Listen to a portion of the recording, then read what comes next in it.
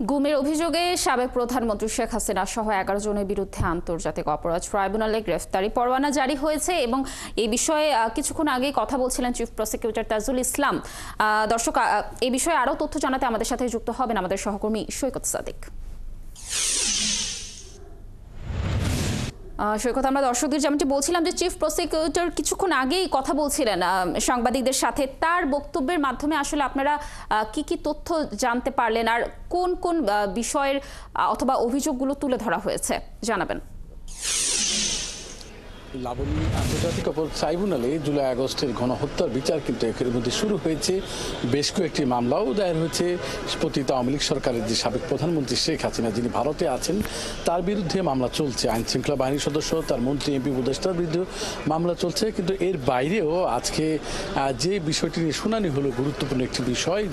2009 সাল থেকে 2024 সাল, এই 15 বছরে বিগত আওয়ামী লীগ সরকারের আমলে যারা দেশে যে গুম খুন হয়েছে এবং বিচার বহির্ভূত হত্যাকাণ্ড হয়েছে, সেই বিষয় নিয়ে কিন্তু একটি নতুন আলাদা একটি মামলার আজকে শুনানি হয়েছে।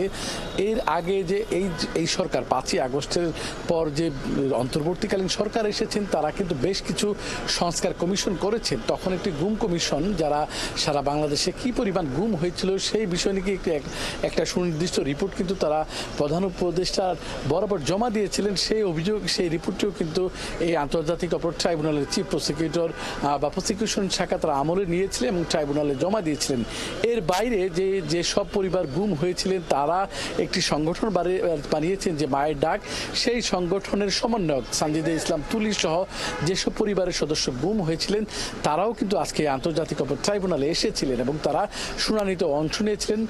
চিফ প্রসিকিউটর তাজুল ইসলাম, তিনি যে আজকে শুনানি করেছেন, তিনি সেখানে তুলে ধরেছেন 2025-24 সাল পর্যন্ত বিগত সরকারের আমলে কিভাবে এই বিচার বহির্ভূতভাবে মানুষকে আইন শৃঙ্খলা বাহিনীর সদস্যরা, পুলিশ, পাশাপাশি RAB, DGFI, counter terrorism unit বা ডিবি পুলিশ, তারা সাদা পোশাকে কিভাবে এক একজনকে যারা সরকারের বিরুদ্ধে কথা বলতো বা সরকারের মতের বাইরে যারা ছিল তাদের কিভাবে তুলে নিয়ে যেতেন রাতের আধারে এবং তুলে নিয়ে যেয়ে তাদের কিভাবে নির্যাতন চালিয়েছেন, সেই বিষয়গুলি কিন্তু আজকে আন্তর্জাতিক অপরাধ ট্রাইব্যুনালের চিফ প্রসিকিউটর তাজুল ইসলাম তুলে ধরেছেন। এবং সেই অভিযোগের প্রেক্ষিতে তারা সাবেক প্রধানমন্ত্রী শেখ হাসিনা সহ সাবেক প্রধানমন্ত্রীর যে নিরাপত্তা বিষয়ক উপদেষ্টা তারেক সিদ্দিকী এবং তৎকালীন যে আইজিপি ছিলেন এবং হেফাজতের যে আন্দোলনের যার ভূমিকা রয়েছিল, র্যাবেরও ডিজি ছিলেন যে বেনজির আহমেদ, তাকে সহ মোট 12 জনের বিরুদ্ধে আজকে প্রসিকিউশন গ্রেপ্তারি আবেদনের জন্য জারি করেছিলেন।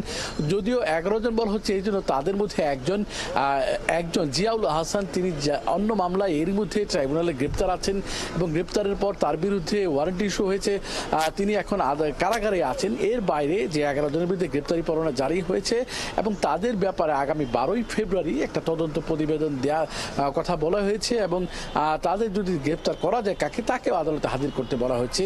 এবং চিফ প্রসিকিউটর তাজুল ইসলাম জানিয়েছেন, তারা আগেই বলেছেন যে 2025 সালটা হবে বিচারের বছর এবং তারা যদিও সুনির্দিষ্ট কোনো তারিখ দিচ্ছেন না। সাবেক প্রধানমন্ত্রী শেখ হাসিনার যে গণহত্যার বিচারের পাশাপাশি এই গুমের যে অভিযোগ আজকে দিলেন, সব মিলে তারা বলছেন এই অভিযোগে বিচার কাজ তারা সুনির্দিষ্টভাবে করতে চান, যাতে ন্যায় বিচার পান, যারা ভিকটিম তারাও পান।